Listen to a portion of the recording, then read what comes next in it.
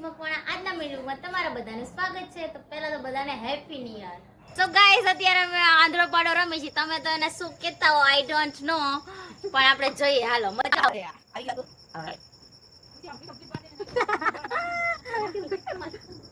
આગલા 5 બોલ બોલ મારા હાલો 1 2 3 ગો.